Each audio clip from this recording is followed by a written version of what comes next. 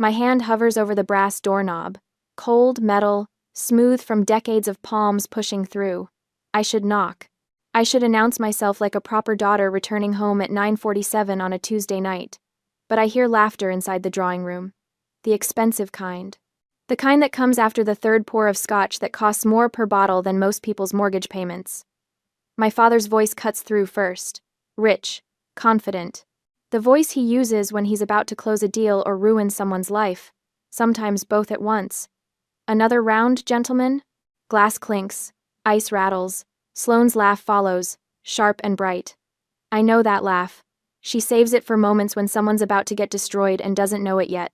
I've heard it directed at opposing counsel, at nurses who displease her, at me when I was 19 and stupid enough to think my computer science degree impressed anyone in this family. I should walk away. Drive back to my anonymous apartment with its second-hand furniture and working locks that keep out everyone, including the people who share my last name. But then I hear it. 3 words that root my feet to the Persian runner beneath them. Rosewood Cottage sale. My grandmother's house. The only place in my entire childhood where someone looked at me and saw something other than a disappointment in a cardigan. I lean closer. The door is old. The seal imperfect. Sound travels. 20 million. My father's voice carries the weight of confession. Bad cases. Thought I could win them. Gambled wrong. Bryce Sterling speaks next. My ex-boyfriend. The one who told me I was brilliant right before he told me I wasn't wife material. His voice has that oily quality investment bankers cultivate. Smooth and slick and utterly without friction. The cottage appraises at $850,000. Quick sale, clean paperwork. My commission is 8%. $160,000 for me. Enough to cover your immediate obligations. And Meredith never has to know the extent of the problem. Sloane laughs again. She won't ask questions. She never does. Just signs whatever you put in front of her and smiles like a grateful puppy. My chest tightens, not with surprise, with recognition. I could fix this. Right now. I could open this door, walk in, and offer to write a check. $20 million is nothing. Less than nothing. Aether Systems cleared $40 million in revenue last quarter alone, and the IPO opens tomorrow morning at a projected $84 per share. But I don't move. Because my father is still talking.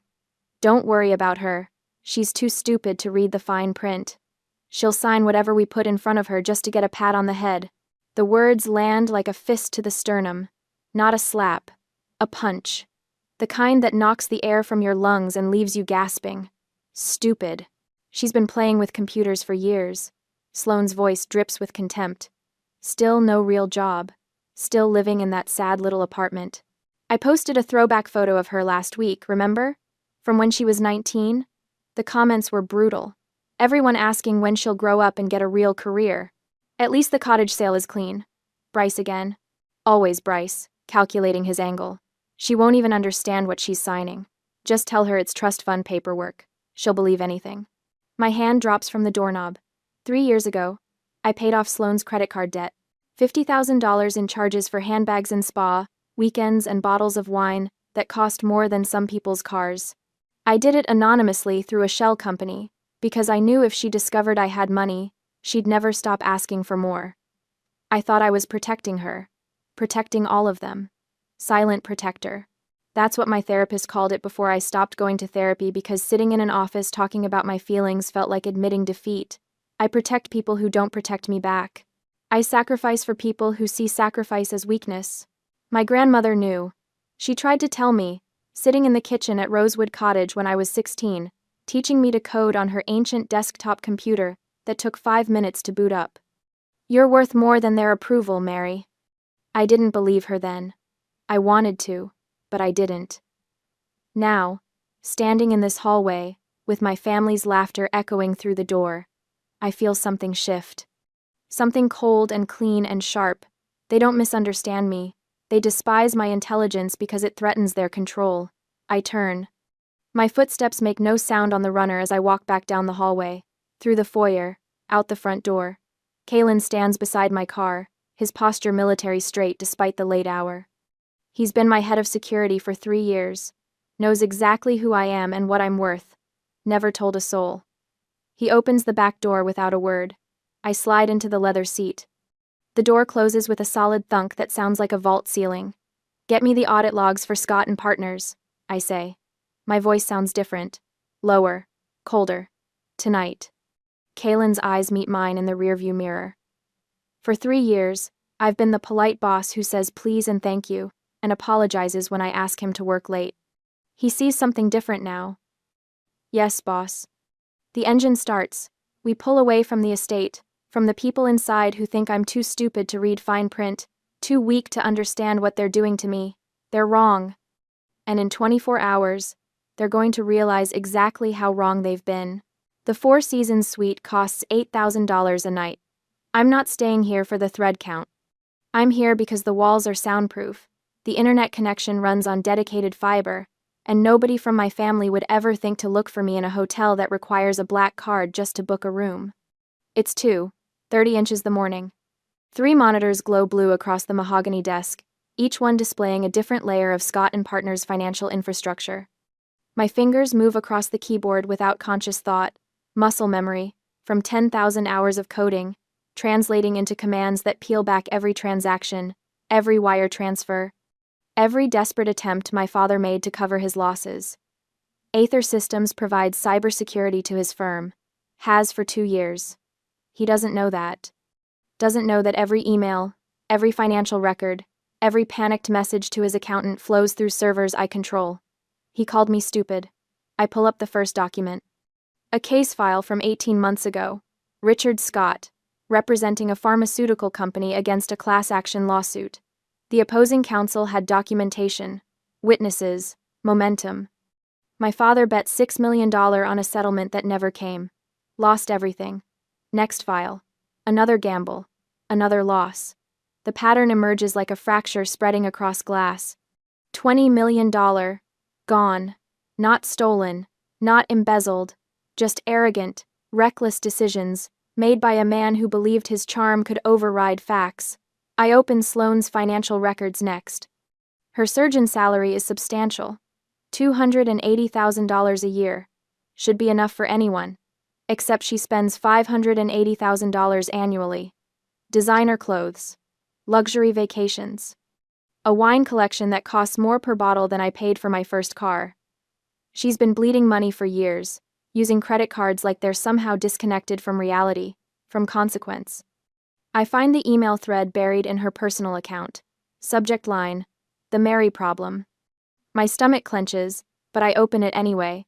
Sloane to Richard, 3 months ago. We need to activate the family ATM before she figures out she has options. Richard's response. She won't figure it out. She's too busy playing with computers. Sloane again. The cottage is the play. Sentimental value. She'll do anything to keep it. We frame it as helping her. Take what we need. Move on. 3 months. They've been planning this for 3 months. I screenshot everything. Every email. Every transaction. Every lie they told themselves about who I am and what I'm worth. My phone buzzes at 3:15. Preston Vance. The only person outside my security team who knows the truth. You should be sleeping, I say. So should you. His voice carries that particular strain of someone who's spent the last 48 hours preparing for the biggest financial event of his career. The Ether IPO is tracking to break records. Less than 24 hours until bell. I know. Do you? He pauses. I hear him moving, probably pacing his office. Preston doesn't sit still when money is on the line. Because if you don't legally sever your finances before market open, their debt becomes your liability. California family law is not your friend here. The words hit like cold water. I knew this. Somewhere in my brain, I knew this. But hearing it stated plainly, hearing the timeline compressed into hours instead of abstract future consequences, makes it real. How bad? I ask. $20 million in debt against $2.8 billion in assets? The creditors will come for you the second your net worth goes public. They'll argue familial responsibility, shared household history. You'll spend years in litigation, even if you win. I close my eyes. The monitors paint blue shadows across my eyelids. Save them or save your empire, Preston says. You don't get both. I've been saving them my whole life. Anonymous payments. Quiet fixes. Problems that disappeared before they knew problems existed. and they still see me as stupid. I need a quitclaim deed, I say, for Rosewood Cottage. That's not enough. You need a full financial separation waiver. Every future claim, every potential liability. Can you bury it in the language? Page 7, paragraph 3. Make it look like standard charity paperwork. Preston goes quiet. When he speaks again, his voice has changed. That's scorched earth. That's survival. They'll sign it without reading. You know they will. I'm counting on it. Another pause. Longer this time. I can almost hear him weighing the ethics against the necessity, the familial obligation against the cold mathematics of wealth preservation. The friends and family IPO allocations. He says finally, if you include the waiver, they forfeit everything. How much? 1.5 million shares at projected opening. If we hit $84 per share, that's $126 million. If the stock performs the way I think it will. He trails off. I do the math instantly. If the stock quadruples like similar IPOs have, if Ether Systems proves what I know it can prove, the forfeiture becomes $500 million. They wanted to steal my grandmother's house for $850,000. I'm about to let them sign away $500 million. Draft it, I say. Have it ready by noon. Meredith. Preston's voice softens. He almost never uses my full name. Are you sure? I look at the monitors. At the evidence of their contempt displayed in financial transactions and casual cruelty. At the email where Sloan called me an ATM they haven't activated yet. I've never been more sure of anything in my life. We end the call. The suite falls silent except for the quiet hum of electronics and my own breathing. Kalen knocks once, enters without waiting for permission. He's carrying a black folder, the kind lawyers use for documents that matter. The deed? I ask. Drafted, reviewed, notarized, and ready for signature. He sets it on the desk. They don't deserve you, boss. But I look up at him. Kalen never editorializes, never offers opinions. He provides security, maintains silence, executes orders without question. No, I say. They don't. He nods once, turns to leave. Kalen? He stops. Thank you. Just doing my job, boss. But we both know that's not true. His job is protecting my body. What he's actually protecting is something else entirely. After he leaves, I open the black folder. The quitclaim deed sits on top, official and innocuous.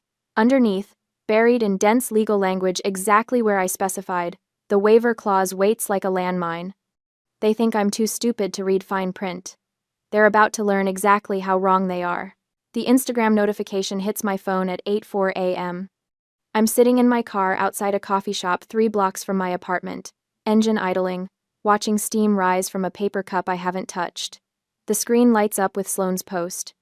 It's a photo of me at 19.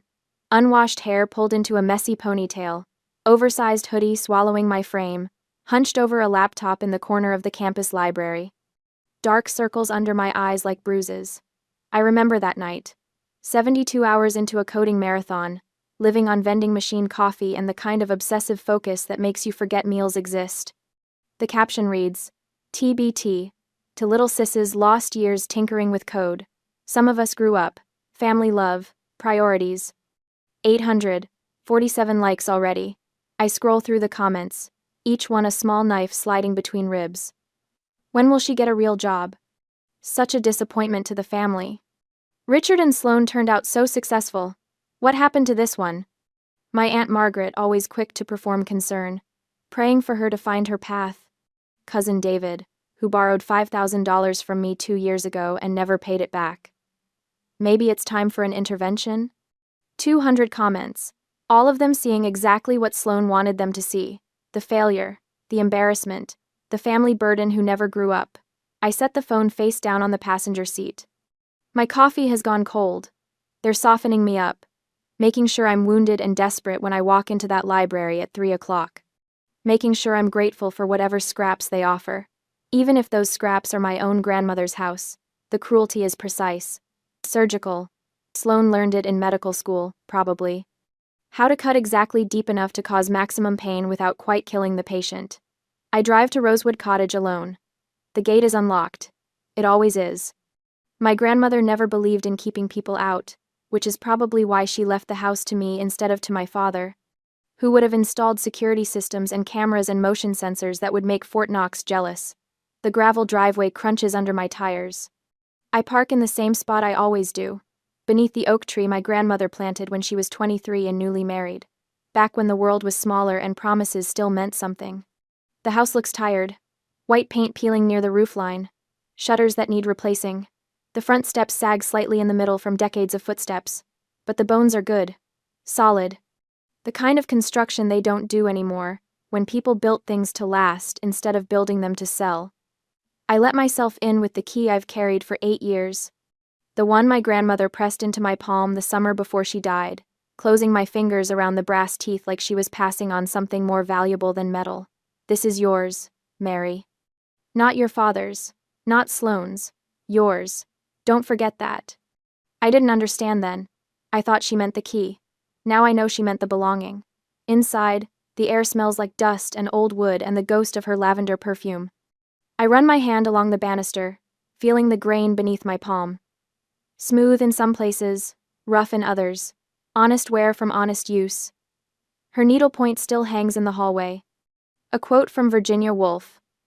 A woman must have money and a room of her own. She stitched that when she was 67.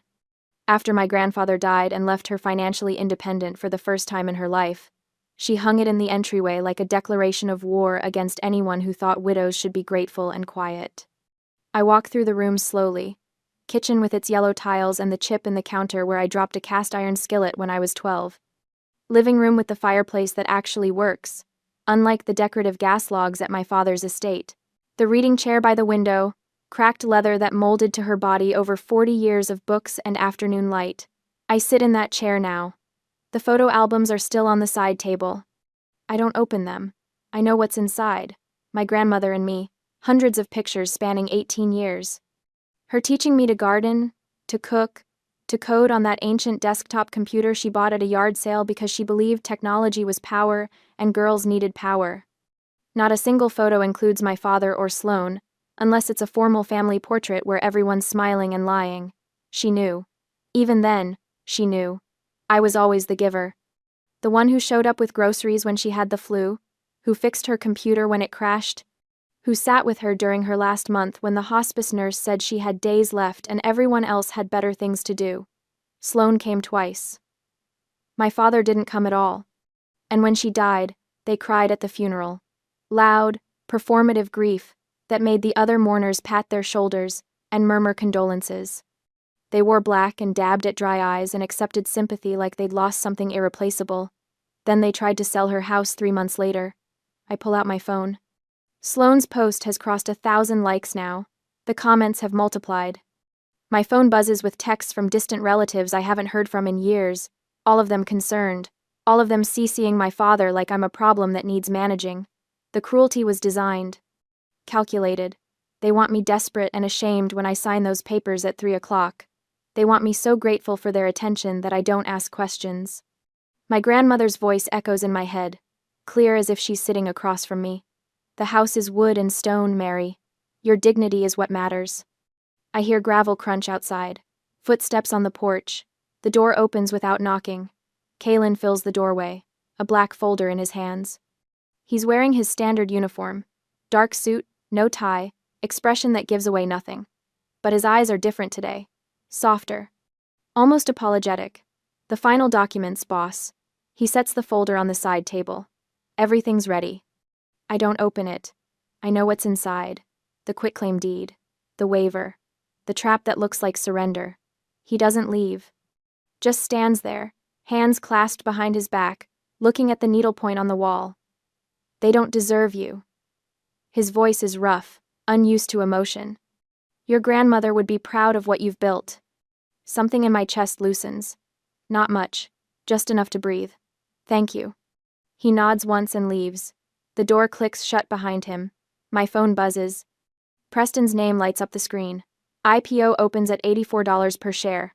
You're about to become a billionaire. Ready? I type back with steady fingers. More ready than they'll ever know. 2 o'clock arrives faster than it should. I stand in my apartment bathroom, staring at the black suit hanging on the back of the door. Tom Ford, tailored to fit like armor. I bought it 6 months ago for board meetings with investors who needed to believe a 26-year-old woman could run a company worth billions. Today, I'm wearing it to a family party. I dress slowly, each piece deliberate. The suit, the white silk blouse beneath it, the Patek Philippe watch that cost more than my father's car. My reflection stares back. Stranger and familiar. The woman my grandmother always knew I'd become. 2:47 p.m. 1 hour before market close. I get into the town car. Kalen drives without asking where we're going. He knows. I text Preston. The bait is ready. Let them take it. His response is immediate. They won't know what hit them.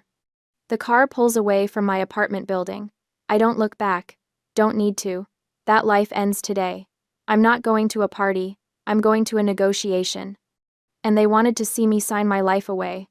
They'll get their wish. Just not the way they expect.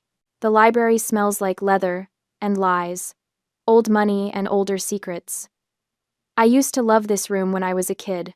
Back when I thought the floor-to-ceiling bookshelves meant my father valued knowledge. Now I know they're just expensive wallpaper. Half those books have never been opened. Richard sits behind the mahogany desk like a king granting audience. His personal attorney stands beside him, some gray suit with a forgettable face and a very memorable hourly rate. Bryce leans against the bookshelf to my left, arms crossed, that smug little smile playing at the corners of his mouth. The smile that says he's already counting his commission. It's 3 o'clock. 1 hour until market close. The door opens behind me. Sloane's perfume arrives 5 seconds before she does. Something French and floral and suffocating. She sweeps past me without acknowledgement, taking her position at Richard's right hand like she's been doing since we were children, the favored daughter. The one who became a surgeon, who married well, who posts perfectly filtered photos of her perfectly curated life. Thank you for coming, Meredith.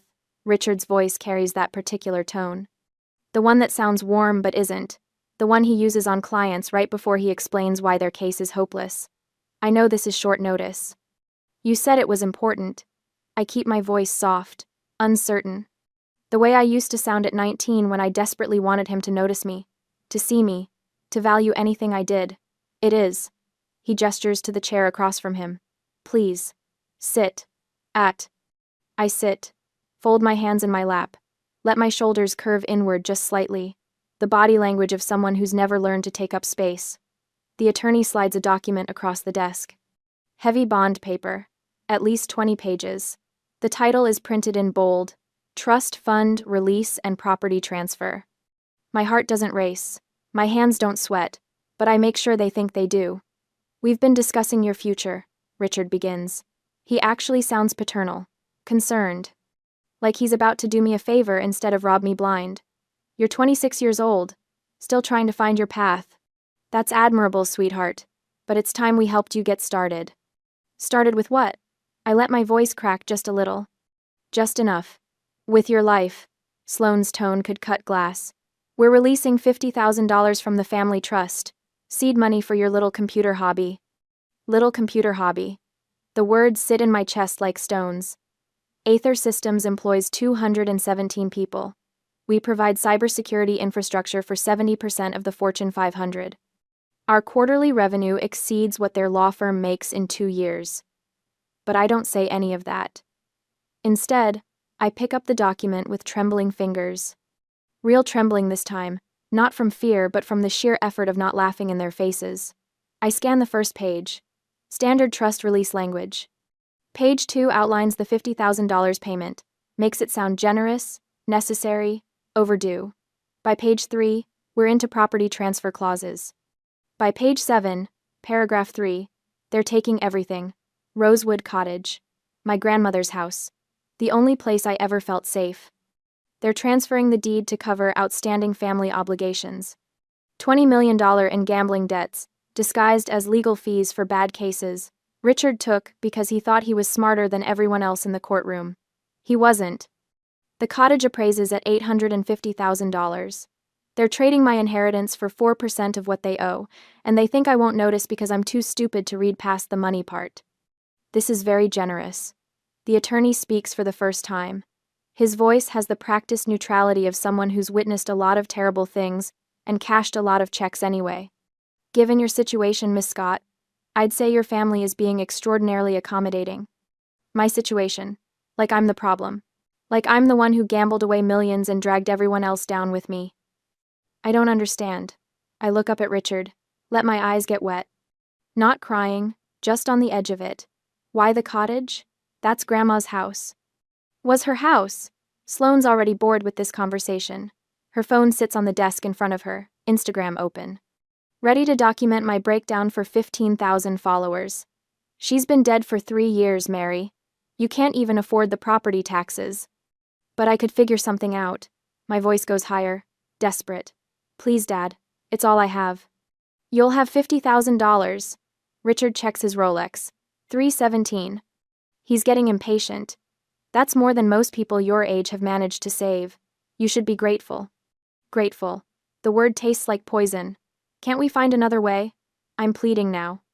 Full performance. I could get a job. A real job. I could help pay off the debts myself.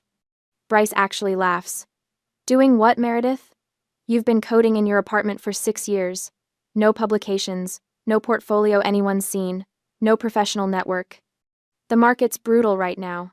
You'd be lucky to land an entry-level position. It's better this way. Sloane doesn't even look up from her phone. You can't afford the upkeep anyway. No real income. And honestly, living in the past isn't healthy. You need to move forward. I found a buyer who'll preserve it, Bryce adds. You should be grateful someone wants it at all in this market. The attorney taps the signature line on page 19. Miss Scott, I have another appointment at 4. If we could finalize this now. Richard leans forward. His expression shifts.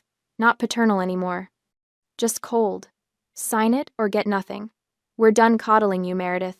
It's time you learned how the real world works. The clock on the wall reads 3:42. 18 minutes until market close. Sign. The document. Richard bites off each word. I reach for the pen, allowing my hand to tremble visibly. But before the tip touches the paper, I stop. I want a copy, I whisper. For my records. Grandma always said to keep records. Richard rolls his eyes. For God's sake! It's standard procedure, Mr. Scott. The attorney murmurs, pulling a duplicate set from his briefcase. Actually, it's better for enforcement if we have duplicate originals, both parties holding an executed copy.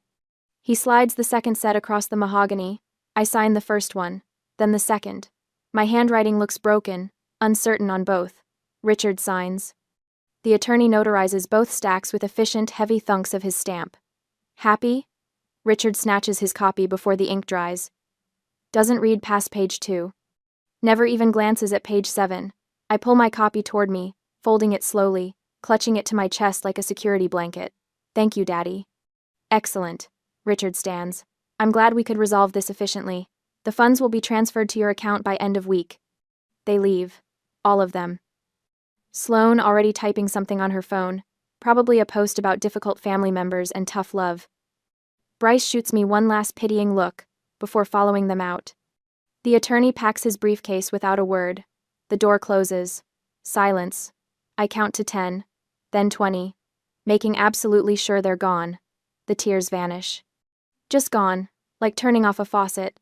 I check my Patek Philippe. 3:47, 13 minutes to close. Checkmate, I whisper to the empty room. I stand and smooth my jacket, checking that the duplicate original is secure in the inner pocket. The document includes complete waiver of all future familial financial claims, including but not limited to friends and family stock allocations, inheritance expectations, and corporate benefits. They just signed away $504 million for $50,000 and a cottage worth $850,000. I walk to the French doors that open onto the terrace. Outside, the garden party is already starting. I can hear the string quartet tuning up. I'm not leaving. Not yet. 11 minutes until they realize what they've done. 11 minutes until everything changes. The champagne tastes like victory. At least, that's what Richard thinks as he raises his glass at the podium, surveying 200 guests, scattered across the manicured lawn of the Scott estate. String quartet, uniformed servers, flower arrangements that cost more than most people's monthly rent. I stand near the back, black suit, sharp as a blade, watching him perform. To family legacy, he announces, voice carrying across the garden with practiced authority. To the businesses that define excellence in our community. Take Ether Systems, for example, remarkable cybersecurity firm. Their IPO today represents everything American enterprise should aspire to. Innovation, discipline, vision. Sloan stands beside him, phone held high. Instagram live stream. 15,000 viewers watching her father pontificate about success while she angles for the perfect shot. Her smile is luminous. She thinks she's won. Unlike some hobbies, Richard continues, and I feel the shift coming before he makes it. Not everyone understands the difference between serious business and playing with computers in a basement, but that's fine. The world needs all types. Ev. Polite laughter ripples through the crowd. Several guests glance my direction. I don't flinch. 4 p.m. exactly. The closing bell rings somewhere in Manhattan, and the universe tilts on its axis. Bloomberg terminals throughout the party erupt simultaneously. Sharp electronic chimes, guests' phones buzzing in pockets, clutches, jacket linings. The string quartet falters mid-phrase as musicians check their devices. What the hell? Someone mutters near the bar. The murmurs start low, building like a wave gathering strength. AET up 400%? Ether Systems IPO closed at $336 per share? That's impossible. The opening was $84. Richard keeps talking, oblivious. Still mid-sentence about family values and business acumen. Still performing for an audience that's no longer listening. Preston Vance steps forward from the crowd. Tailored gray suit. SEC S1 filing printed and bound in his hands like scripture. He moves with the quiet confidence of someone who's closed billion-dollar deals before breakfast. Ladies and gentlemen, his voice cuts through Richard's speech without raising in volume. I apologize for the interruption, but I believe some clarification is needed. Richard stops, confused, annoyed. Preston, this isn't the time. I'd like to introduce the founder and CEO of Ether Systems. Preston turns, extends his hand toward me. M.J. Scott, who's been operating under her initials for privacy. Silence crashes over the garden like a physical force. 200 faces turn toward me, mouths open, eyes wide. The kind of stunned recognition that happens when reality rewrites itself in real time. Richard's face drains of color. All that expensive, scotch-fueled confidence evaporating as his brain catches up to what his ears just heard. M.J., someone whispers. Meredith, Jane. I don't move, don't speak, let them process. Sloane's phone drops 3 inches before she catches it. The live stream wobbles, captures her expression perfectly. Mathematical horror beginning its slow crawl across her features. Richard recovers first. Of course he does. Decades of courtroom performance taught him how to pivot when the case turns against him. My daughter? He rushes toward me, arms spread wide for an embrace. I always believed in her vision. I always knew. I step back. One clean movement. His arms close on empty air. He freezes, recalculates, pivots again. Turns to Preston. The friends and family IPO allocations. We should discuss those. I'm sure Meredith has reserved shares for her family. Haven't you, sweetheart? Sloane's fingers fly across her phone screen. I can see the calculation happening in real time. $336 per share, multiplied by whatever allocation she thinks she deserves. Her eyes glaze with the kind of greed that makes people stupid. Bryce Sterling stands near the fountain, frozen, his investment banking brain doing the math differently. His commission on the cottage sale, pocket change, nothing. Less than nothing compared to what he just realized he lost. I reach into my jacket, pull out the document I folded and tucked away in the library 13 minutes ago. The duplicate original. About those allocations, Father. My voice carries, calm, clear, the voice I use in board meetings when I'm about to fire someone who thought they were indispensable. The garden goes silent again. Even the string quartet stops pretending to play. There's a clause in the document you signed, page 7, paragraph 3. Would you like me to read it, or would you prefer to read it yourself? Richard's face shifts, confusion to concern to dawning comprehension. What document? The one you witnessed at 3:47 p.m., the trust fund release and property transfer. The one you were so eager to have me sign that you didn't read past page 2. I unfold the paper. Hold it up so the guests closest can see the notary seal. The witness signatures. Richard's own attorney's stamp at the bottom. Complete waiver of all future familial financial claims. I read aloud. Each word landing like a hammer blow, including but not limited to friends and family stock allocations, inheritance expectations, and corporate benefits. Sloane's phone clatters to the flagstone. Doesn't shatter. Just lies there, live stream still running, capturing her face as understanding destroys her from the inside out. Preston steps forward again. Numbers man. Always has the data ready. The friends and family allocation was 1.5 million shares. At the closing price of $336 per share, that's $504 million. Someone gasps. Multiple someones. The math is too big, too devastating, too perfectly brutal to process quietly. You forced them to sign it away, Preston continues, looking at Richard, for $50,000 and a cottage appraised at $850,000. Richard's mouth opens, closes, opens again. No sound emerges. His lawyer brain trying desperately to find the loophole, the out, the appeal. There isn't one. He witnessed the signature himself. Their greed, I say quietly, cost them $500 million. Sloane makes a sound. Not quite a sob, not quite a scream. Something between the two that belongs to someone watching their entire future collapse in real time. I turn to Richard. Make sure every witness hears what comes next. Aether Systems is also raising Scott and Partners' cybersecurity premiums by 20%, effective immediately. Consider it professional risk assessment based on high-risk client status. 140 witnesses, including his law partners, including the judges he plays golf with, including everyone who matters in his professional world. Sloane's Instagram livestream captured everything. 15,000 viewers watched her face register mathematical horror, watched her father try to claim credit for success he'd mocked, watched the family that called me stupid lose $500 million because they couldn't read 7 pages of legal documents. Bryce's investment banking reputation just died. Association alone will kill him in this industry. Nobody trusts a banker who can't spot a trap that obvious. I fold the document, slide it back into my jacket, turn toward the exit. Enjoy the party, I say over my shoulder. It's the last thing I'm paying for.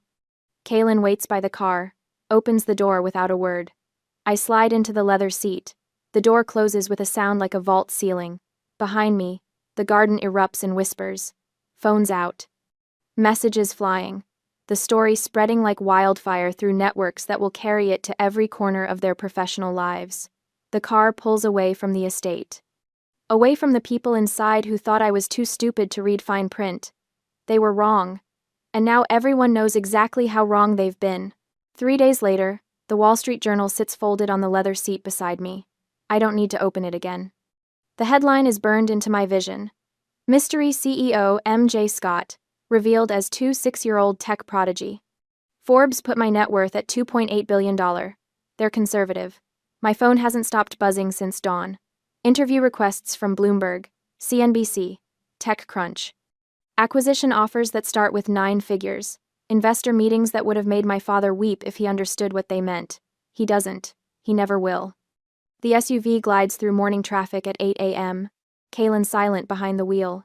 My first board meeting as publicly known CEO starts in 90 minutes. 3 acquisition targets on the agenda. Expansion plans that will double our cybersecurity footprint within 18 months. But first, there's other business to handle. My phone vibrates. Email notification from Willow Holdings LLC, the shell company I established 6 months ago when I first suspected my family might try something desperate. Subject line, property transfer complete. Rosewood Cottage is mine. The bank was happy to sell the mortgage note holding the cottage as collateral, a clean transaction, cash for debt. Since Richard's ownership was contingent on the contract he violated, I am now the creditor holding the keys. I tap open the attached property inspection report. Richard and Sloane have been using my grandmother's house for storage. Valuable antiques, they claimed when they moved their things in last spring. The inspector's photos tell a different story. Reproduction furniture from discount warehouses. Costume jewelry in fake Tiffany boxes. A collection of paintings that might fool someone who shops at hotel liquidation sales. They plan to have it all appraised fraudulently. Insurance fraud, most likely. Another scheme, another shortcut, Another crime. They thought I was too stupid to notice. I attached the digital eviction notice to my response email. 30 days to remove their belongings. Standard legal language. Professional. Cold. Send. My father's attorney calls 6 minutes later. I let it go to voicemail. Listen while I watch the city roll past my window. Threats of litigation. Accusations of elder abuse, of theft, of manipulating a confused old man who only wanted to help his daughter. I save the voicemail. Evidence. Always evidence. Review the quitclaim deed. I text back. You witnessed the signature. Everything is legal. Everything is documented. This conversation is over. Block number. Sloane's voicemail comes through next. I play the first 3 seconds. Rage, tears, something about betrayal and family, and how could I do this to them after everything they've done for me? Delete. Don't need to hear the rest. Bryce texts. Can we talk? Block. Delete. Gone. The family group chat sits at the top of my messages. 17 unread texts since last night. Richard, trying to explain, to justify, to manipulate. Sloane demanding I fix this, that I apologize, that I remember who raised me. Distant cousins and aunts chiming in with their opinions about my responsibilities and my selfishness and my ungrateful nature. I delete the entire thread without reading past the previews. Then I change my phone number. The process takes 4 minutes. Preston gets the new one. Kaylin already has it. My executive team will receive it this morning with strict instructions about privacy protocols. Everyone else can figure out how to contact me through official channels, if they're worth my time. The board meeting agenda glows on my tablet screen. Expansion into 3 new markets. Acquisition targets that will solidify our position as the dominant cybersecurity provider for financial institutions. Revenue projections that made our CFO double-check his calculations. I'm ready. More than ready. The SUV pulls up to Ether Systems headquarters at 8:47 a.m. Modern glass and steel. 5 stories. Our name in brushed metal letters that catch the morning sun. I had them installed last week while the IPO was still pending. No more hiding. Through the glass walls, I can see the lobby. 200 employees gathered, waiting. Someone must have sent a message that I was arriving. Kaylin opens my door. The cool morning air carries the scent of success and coffee and something new. Something that belongs entirely to me. They start clapping before I'm through the entrance. A standing ovation that echoes off the marble floors and high ceilings. My people. My team. The family I chose instead of the one I was born into. Preston appears at my elbow, immaculate in his suit, eyes bright with something that might be pride. Ready, MJ? I look at the faces watching me. Young engineers who bet their careers on my vision. Executives who left prestigious positions to build something real. Security specialists who understand that protection means more than just code. I've been ready my whole life, I tell him. They just couldn't see it. We walk through the applause, through the lobby, toward the executive elevators that will take me to the boardroom where I belong. The past stays behind me where it belongs. The future is mine.